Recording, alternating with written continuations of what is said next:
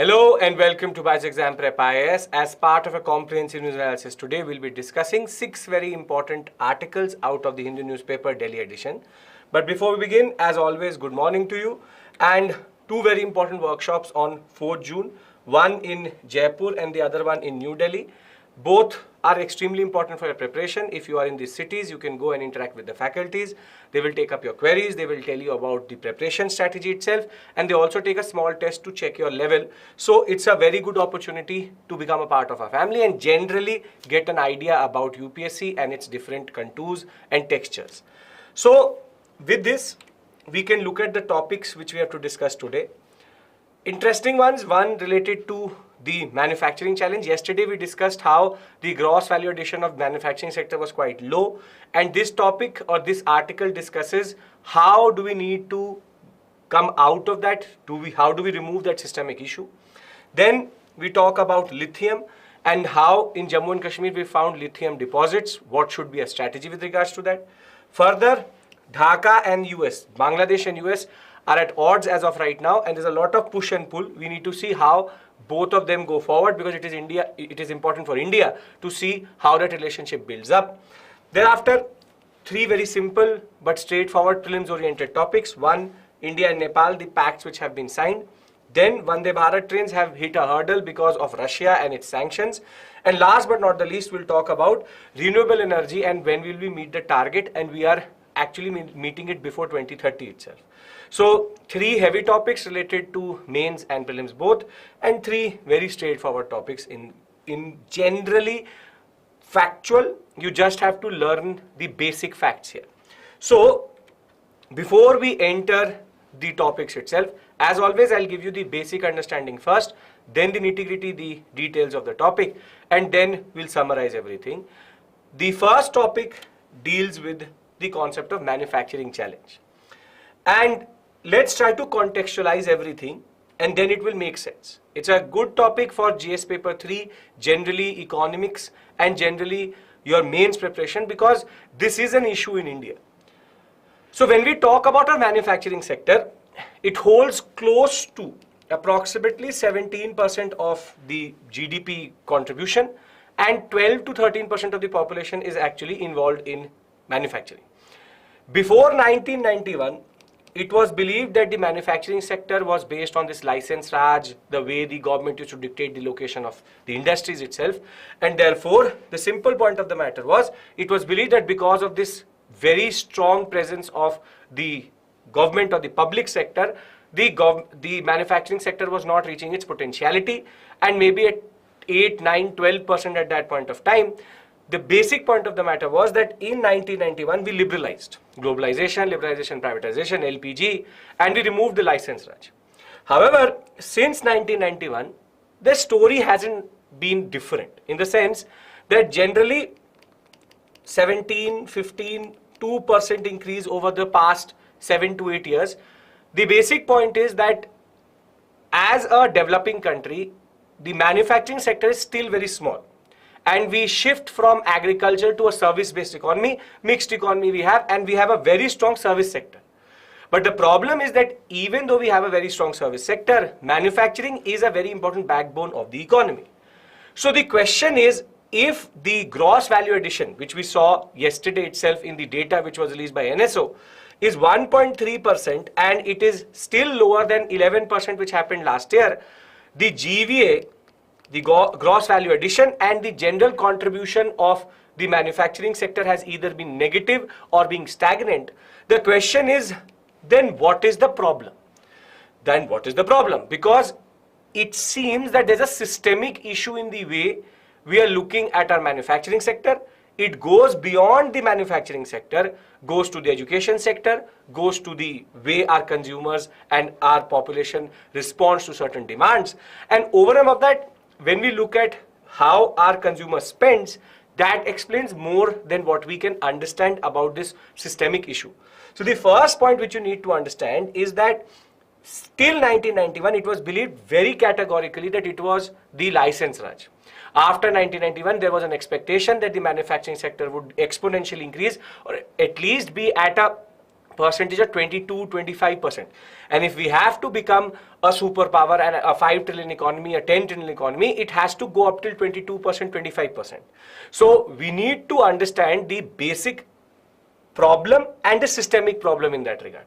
So since 1991, we have liberalized, we have privatized, but why is there no tangible result to this concept? Though it has been there, but not satisfactory. So the article therefore, now I'm again giving you the basic understanding. This is the first point which the article makes. The second is that then how do we explain this? We explain this through three basic concepts which the article is talking about. First, it talks about the concept of how our consumers or how an Indian household spends its money. It argues that when we look at developed countries, the per capita income, if there's, for example, 100 rupee per capita income of a country, how much is spent on food or basic needs actually dictates the demand, the domestic demand for manufacturing. So, whilst there's a very good relationship between per capita income and food and basic needs, the expenditure which is happening, in India, the problem is that when we look at the per capita income, which is one of the lowest generally compared to developed countries, and we look at the expenditure on food, our consumers are spending more on food and basic necessities. Therefore, the push to manufacturing from the domestic sector is dampened. It's not that we have a very big population, we still don't have demand. The level of demand which should be there isn't there because the relationship between food demand and food-based consumption and the consumption based on what we call as the manufacturing, because manufacturing demand for goods is based only after things which are necessities are met. So the first point it is arguing is that the Indian household does not respond or has not the same correlation with per capita income and consumption and specifically demand itself. So the second point, this point is based on demand, that the demand is dampened. But the third point is even more interesting. The third point it argues is that very simply, our education system is not geared towards the secondary sector or the manufacturing sector, but more towards the service sector, in the sense that we have no basic parameters to check vocational training. We have no basic parameters to check the concept of industrial training. The technical knowledge of the percentage of population is extremely low, and therefore our universities, our educational institutions produce or are targeting middle class mentality, and therefore physical proximity to manufacturing is considered to be non-middle class. So therefore it is then talking about first a behavior and the education sector. And what the larger conclusion is, the third part, which is the way forward, is that there is something very systemic to the way we push the manufacturing sector. It cannot be done through law. It cannot be just done through litigation. It has to be more structural changes within the household of India and generally the education system. So let me bring all 3 points together and then it will make sense in the larger picture. The first point it is arguing is that our domestic sector, our manufacturing sector is not up to its potentiality. First. Second, a 17% contribution of a developing country like India is quite low. Further, it is arguing that we used to argue that it was the planned economy of 1991 which was problematic. We went for LPG, we went for what we call as privatization, but the basic result has not been satisfactory. So then the basic point is, how do we understand the problems which are not just based on, and we have had different programs, Make in India, we have Atmanirbhar Abhiyan, we even have the PLI scheme. The demand based concept is much more important than what we understand through litigation. Law is not the answer. So the 3 reasons which it points out is, first, that the Indian household is consuming in a different way, and therefore the basic necessities, food demand, food consumption, income is so high that the demand is dampened. Second is that education system is geared towards the middle class concept itself, and which is not geared towards the manufacturing sector but the tertiary sector, which is the service sector. And third, and the most important, is that vocational training in India is not ever pushed properly. And even if you look at PISA, if you look at other Pratham, the two very important indicators of education, as it is, technical education in India is a very, very small percentage of the population. So, if before I go into the nitty-gritty, let's try to just simply look at the larger picture. 17%, not increasing, systemic issue. Food demand, and this is very unique that way, we don't find this in standard books. Food consumption is dampening manufacturing. Second, education is geared towards middle class mentality. And third, vocational training is not fully pushed. Do these 3 points make sense? If they do, then we'll go into the nitty-gritty of the article, what it is specifically talking about. This is the basic point here. Yes? Great. Perfect. So let's talk about the smaller details here. So the economic reforms removed the license permit Raj, and it was believed that it would lead to an increase in the manufacturing sector. It didn't. Now the question is, how do we understand this? So when we look at the data which was released just yesterday, 1.3% gross value addition is quite low, and that too from 11%, 1.3%. Manufacturing sector has a major problem.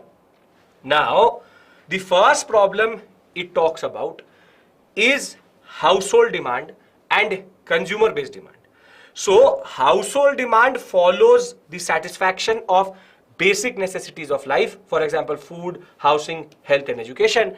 These things cannot be postponed, and therefore, only when the household demand for these things is met, then only manufacturing becomes the secondary need.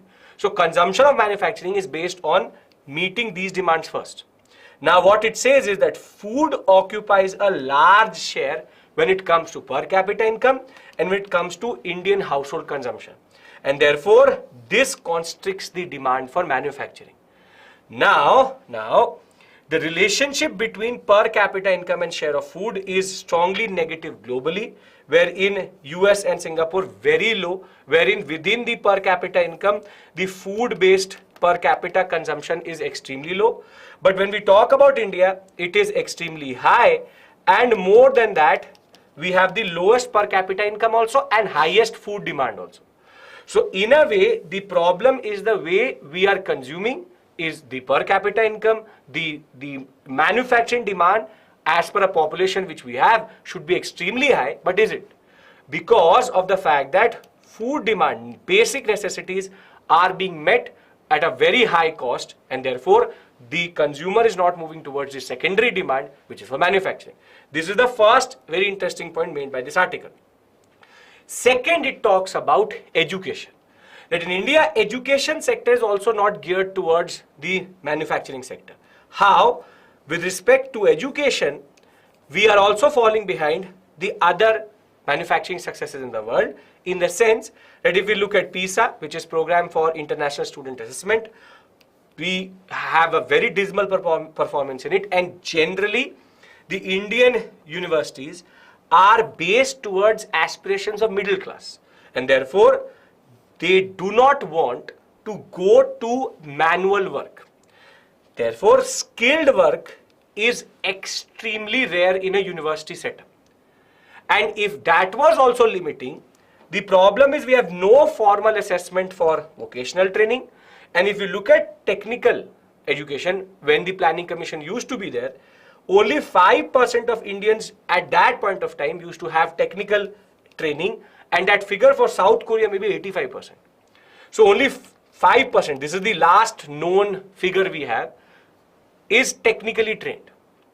So if you look at it, the education sector is also not geared towards manufacturing, the household demand is not geared towards manufacturing, and therefore, very simply, we need to overhaul the industrial regime, but only litigation will not do anything. We have to look at the entire ecosystem, wherein school training, general training, infrastructure all need to come together. Liberalization has run its course. 1991 reforms have run its course. Now we need to go for structural changes within the Indian society and economy, making sure that all the ecosystems come together. So this topic gives you a very interesting perspective written by an economist himself. Very interesting perspective. 3 things to remember. That is it. First, that 1991 liberalization in a way has run its course. The problems in our manufacturing sectors are more systemic. Second is the concept of household consumption. That household consumption is not based on secondary demand for manufacturing, but it uses a lot of its money for basic demand itself. And third is the education sector. The education sector is also not geared towards manufacturing sector, and therefore India's problem is much more systemic to its society, economy and its way of training, rather than just putting in new schemes. Schemes will not help because our population itself will not respond to it. And we have an export-based economy, but it has its own limitations also. So domestic demand, the level it should be at is not there because of these different phenomena. Now you will not find this in standard books. That is why reading the newspaper is important. And I hope you understand this unique perspective. Unique perspective, which is these 3 new concepts which the article is talking about. So when you write an answer about systemic issues, and I have given you a mains questions in the end, please try to incorporate these concepts, wherein we need to talk about household consumption, we need to talk about education sector. This will give your answer an edge over other candidates in that regard, and that will fetch you marks in that sense. So if this is clear, we'll move to the second topic which we have to do for today. Yes? Okay. Perfect. Now comes a very, very important mineral which all of us use every day, but we don't know it, which is lithium. Now, lithium ion batteries, our phones, our tablets, everything has lithium today. And lithium is now considered the new uranium, or is technically like gold, because whoever has lithium deposits has a lot of potentiality for the future, because the future is battery based, it is electric, and therefore storing of power is very, very important. If storing of power is so important, the simple point is lithium has the power to store it. Now, recently in Jammu and Kashmir, we got a news that they have found what we call as lithium deposits in a lot of bulk, and this could be a game changer for India when it comes to its future and its electric future. Now, what this article technically talks about, and it asks a very simple question: who should own the world's lithium? Wherein, if lithium deposit has been found on private land, then who owns it? Is the person who owns the land owns it? And for example, it is not on private land but on public land, and a private player actually finds it or explores it. Should the private sector control lithium in India? Should private individuals own the lithium? Further, should the government have an active role? And what should be the role of the government? This is the question which this article is asking in different ways, which is that, is it private sector, is it individuals, or is it government?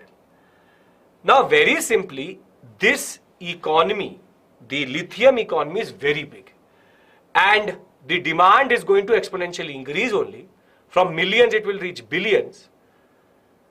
Now, the question is that the Supreme Court says that if a mineral is found, or if there is anything, if I own this land, anything under the land is also my property. So, a Supreme Court judgment very simply says that if you own the land, you own the minerals also. But there's also another judgment of the Supreme Court which says that it can ban a production of a certain mineral based on its importance, for example, uranium. Now the simple point is there is no clarity. And this article talks about how we can look at Bolivia or Chile to see that what has been the approach of major producers. Bolivia and Chile are very, very important producers of lithium, and they are instructive moments. So this topic basically tells you something new, which is that we have no clarity, we have no national lithium strategy or program in that regard, but what should be the governmental approach in that sense? So the first point is lithium is a very important mineral because as of right now, which is the EV market, the electrical vehicle market in that regard, 383 million market it is, but it is expected to grow to 152 billion by 2030. The simple point of the matter is that India imports close to 450 million units of lithium at a cost of close to 6,600 crore, and this makes India's lithium deposit significant because then domestic reserves are going to be extremely important to take our lithium story forward and our manufacturing sector forward and our EV market forward. Now very simply, who has access and who controls these rare metals is going to be very, very important to make sure that the next change which happens in the world from fossil fuels to battery based, now we need to take a call who should control it. So it is about access, it is about role. We have no clarity in India as of right now. Now, when we talk about ownership, in July 2013, very simply, the Supreme Court 3-judge bench said that the owner of the land has rights over everything beneath, down to the center of the earth itself. So very simply, very, very comprehensively, it said that if I own a land and there is lithium under it, if lithium is actually found, that lithium should be my property. And then I can decide whoever extracts it. Now, that is the case, but the paradox is that most of the 22% of Indian landmass in that regard, forests and a lot of our resources are all publicly owned. So it's not that everything is owned by private players. So the simple point is that if lithium is found, and the basic cases, for example, the example of Jammu and Kashmir, it has been found on private land. Now, who owns it? Should the government approach? Should the government access it? Should the government actually regulate it? And there's another Supreme Court judgment which says that the union government can ban private actors from mining in sensitive mineral areas or on sensitive minerals itself. For example, uranium. And lithium is right now more expensive and much, much more important than uranium. So very simply, when we talk about our legal regime, when we talk about our jurisprudence, it is ambiguous. It is extremely ambiguous that who has access to lithium. So the article now talks about two countries and how we can learn from these countries, wherein the South American countries, Chile and Bolivia, give us a very good example of how we can approach it. Two different approaches in that regard. In Chile, it is basically strategic resource. So it has been designated as a strategic resource, and the exclusive right is with the state, and the state does it through two licensed companies which produces lithium for everybody. Now, it is based on public-private partnership, lithium projects, further, lithium mining and lithium production all are done along with local stakeholders, and it promotes domestic research. So the government plays a very important role. So here, the Chile example very simply is that you have a very strong governmental presence. You have two governmental countries. Government also takes the stakeholders together, and research and development all is done by the government. This could be a good approach in that regard. On the other hand, Bolivia, the new constitution which was introduced in 2009, also said that the state controls and has all the directions towards exploration, exploitation, industrial, transport and commercial use of natural resources. So they also control lithium. So lithium in the two biggest producers are actually controlled by the government. Now the very simple question is, in general, the Latin American or the South American experience generally is very instructive to tell us that they have a multi-pronged strategy, and very simply, private players do participate, but within the concept of public control. Public control. Now, for us, it's an important question that most of what we find as rare earth metals have been found in areas where there is poverty, there was very lax regulation, there's environmental degradation. Now, if Indian government is not going to take a very active role, then when it comes to national energy security, environmental safety and social well-being, there can be problems. So what this article is talking about is very straightforward. What should be the role of the government? Who should control it? Private individuals, government. If government, what should be the extent of their control? Now, very simply, please understand this very straightforward, that private players have their own prerogatives, have their own concepts, and they have their own priorities. Public players have their own priorities. Now, how can we effectively make sure that both come together and governmental control will remain important? Now, I leave it to you. This is the type of question which can be asked in the examination. I leave it to you to decide what percentage of control it should be, how much control it should be. Should private players do it? If we have to say that lithium is a strategic metal or a strategic mineral, then we would have to circumvent the Supreme Court judgment itself. We would have to change our law itself. So very simply, as of right now, simple. I leave it to you to decide how should we go forward, and let us also see how the government of India approaches it. First thing is that you need to understand the importance of this mineral. Second thing is then we need to change the regime. And third thing is what type of control there should be. Is it as important as uranium, or should we go for example, a public-private, private-oriented? If you're saying government, a lot of you are talking about regulations, then will the mineral extraction be correct, effective, efficient? Because public players will have their own understanding, private players will have their own understanding. More than that, if we have to keep all of these goals together, what is the percentage in that? Your opinion is important because that is the way you are going to approach this question. So you can talk about governmental control.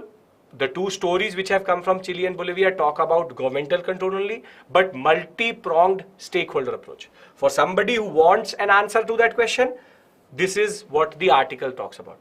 Multi-pronged strategy, multi-stakeholder approach. Clear, everybody? Topic is a little bit what we call as future-based, but still gives you something to think about. Yes? Clear? Perfect.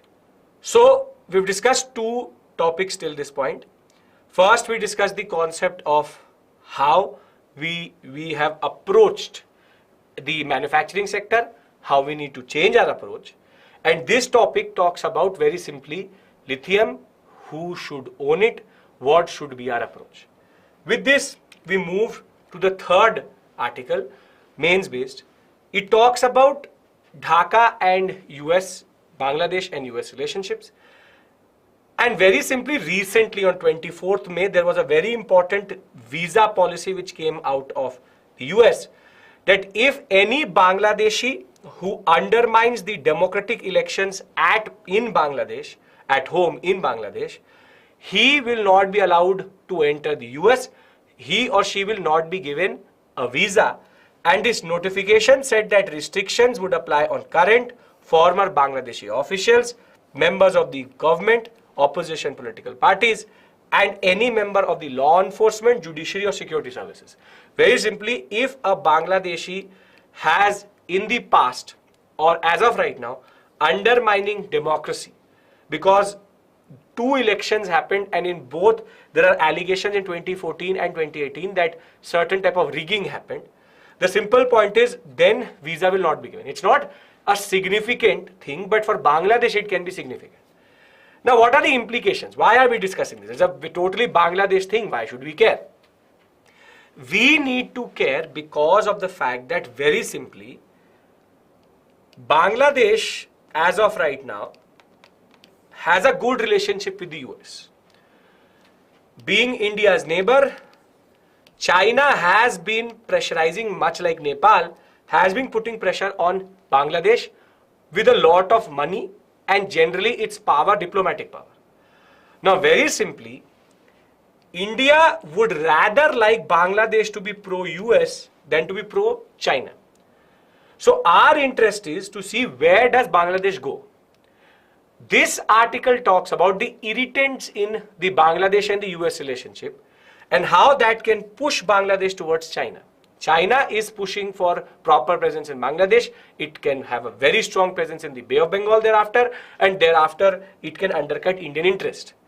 It is in India's interest that Bangladesh remains with the US. First irritant is this concept of visa policy, because now, very simply, the US is taking cognizance of the fact that Bangladesh elections are not happening in a fair manner, so therefore they're trying to pressurize Bangladeshis. The second is that Bangladesh as of right now is also taking a lot of money from Russia. Much like India, atomic partner and a nuclear reactor is being made by Russia in Bangladesh itself, and therefore the concept of sanctions and the concept of how Russia's relationship with Bangladesh also dictates Bangladesh's relationship with the US, and therefore that is the second irritant which is there. And other than that, US as it is pushing for proper Bangladeshi strategic presence, because that undercuts China further in the Bay of Bengal. One more issue was that recently the government went after what were called as insurgents and terrorist activities, and therefore close to 600 people went missing, and human rights issues have also come through. So Bangladesh is under a lot of pressure from the US for certain things. First, the Russia angle, second, the China angle, third, the election angle, and fourth, the angle related to human rights. Now, for us as India, it would be important that this relationship does not break down. Because if it does, then it pushes Bangladesh towards China. And in that regard, and in the larger context of things, it is very, very clear that we also need to mitigate this relationship. So this article again is not giving you solutions or telling you problems. It is a warning article. It is creating a certain type of alarm bell that if US and Bangladesh relationships break down, it is not good for India. This is the basic point of this article, wherein it is trying to talk about certain things. So we talked about the recent regulation. Now, in 2014-2018, there were allegations which were made, which Sheikh Hasina actually denies, but the US has very straightforward said that if you're sending nationals, if you're sending Bangladeshis who are undemocratic or very important executives who have undermined democracy, we will not allow them to enter the US. And therefore, Bangladesh, the Prime Minister has very straightforward said that we will not let anybody interfere in our elections. We will do a positive say. So the Bangladeshi response to this US pressure has been positive in that regard. US is the largest FDI, foreign direct investor in Bangladesh as of right now, and is followed by Japan and China. Further, US is the third largest trading partner of Bangladesh. A lot of garments go to the US itself. With China taking very keen interest in Bangladesh itself, US feels that it has to go beyond the trade ties for a strategic partnership. Therefore, US also recognizes the importance of Bangladesh in the Indian Ocean world. Now, very simply, the first irritant was this visa policy, which has been responded positively. However, because Sheikh Hasina has had a zero tolerance policy against terrorism and extremism, what has happened is that close to 600 people were gone, have disappeared under name of certain governmental action. And the US has also criticized for violation of human rights and enforcement of this type of policy. So this now becomes another issue which becomes an irritant in the relationship between the US and Bangladesh.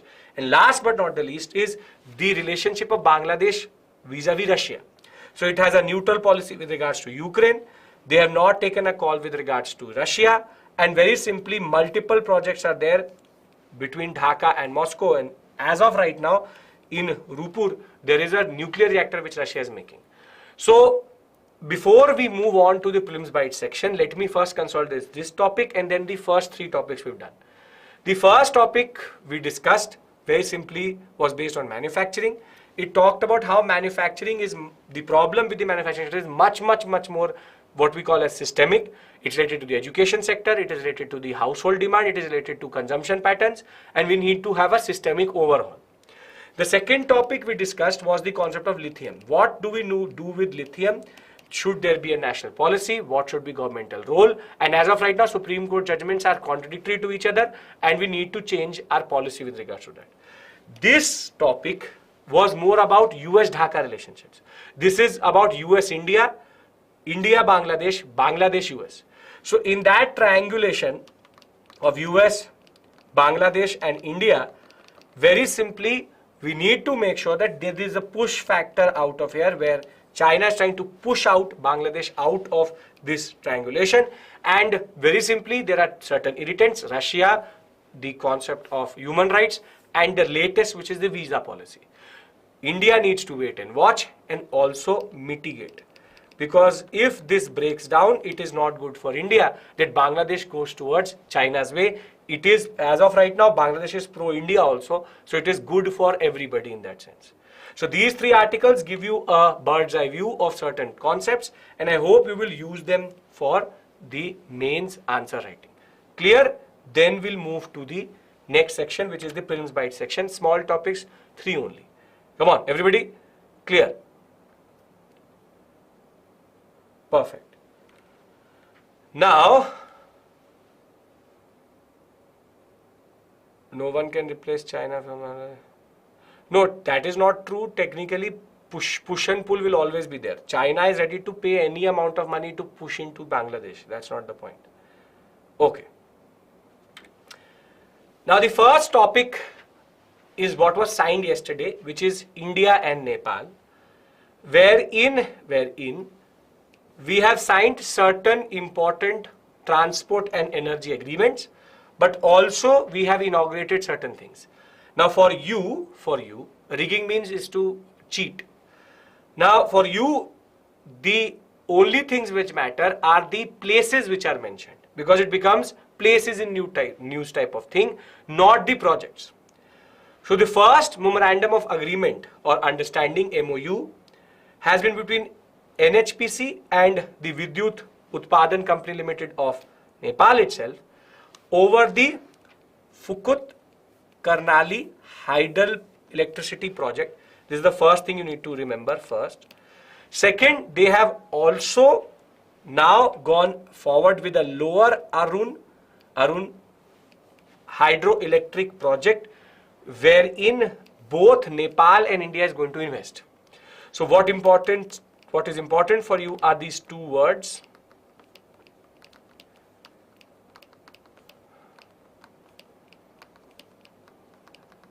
These are the first two things which you need to remember.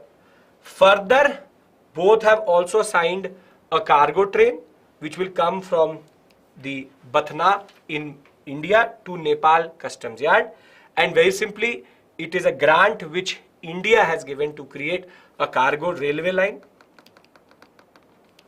But what is more interesting is they have also inaugurated a lot of things.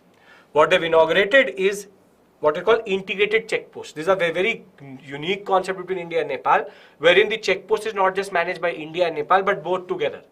And therefore, they have inaugurated the Nepalganj one in Nepal and the Rupiadia in Indian sector. They have also participated in the groundbreaking, which is the Bhumi Pujan of the next ones which are there, which is in the Barwa and the Sanauli sector, which is going to be the second phase of the Motihari Amekhganj petrol pipeline sector itself. So there are certain names which are given, I am going to just write them down for you. You just learn that, and that is more than enough. So you have 1, 2, 3 Nepalganj, then 4, and then 5, and then 6. These are the 6 things which you have to remember. I have not added unnecessary information because you don't have to learn the MOUs. Because now they will become important for places in news. Just remember all of these words are related to India and Nepal. That is it. Nothing more, nothing less. Thereafter, Vande Bharat trains, the image and the most important symbol of modern India. There's a lot of issues which are emerging because of the Russia-Ukraine war, and the issue is that certain parts, specifically in the rolling stock, come from Russia. And with lot of sanctions on Russia, the Vande Bharat trains can be delayed, and a lot of spare parts and maintenance will be compromised because of this concept of sanctions on Russia. Though most of the train is made in India, certain parts do come from outside. So the Vande Bharat train is basically a joint venture between Russia transportation giant Trans Holding, TMH, and the Rail Vikas Nigam, RVNL. And they are going to manufacture 120 Vande Bharat Express train sets at a cost of close to 30,000 crores. But the problem is that with sanctions imposed on Russia following the Ukraine war, certain spare parts for the supply of the Vande Bharat have now hit a roadblock. And very simply, though it is made in India, certain parts do come from Western European and American manufacturers. And very simply, the US has imposed sanctions on a division of the TMH, which means that the rolling stock and the spare parts for the what we call as tracks and specifically the engine are now compromised.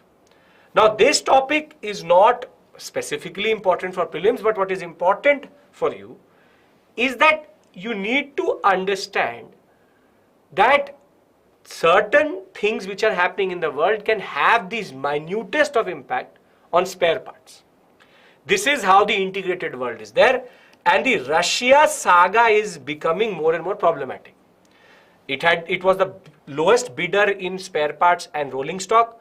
Now the problem is that with Russia under sanctions, Vande Bharat trains can be delayed, and if not delayed, their spare parts basic maintenance can be compromised, and that is not good for Indian Railways generally.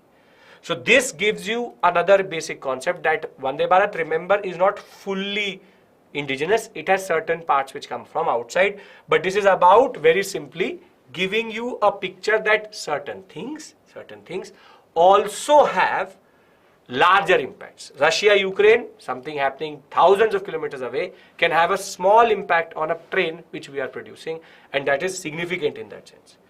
With this, we move to the third and the last Prelims Bytes article, which is renewable energy and meeting a target. Now, what India internationally had committed was that we will get half of all installed electricity from renewable energy by 2030.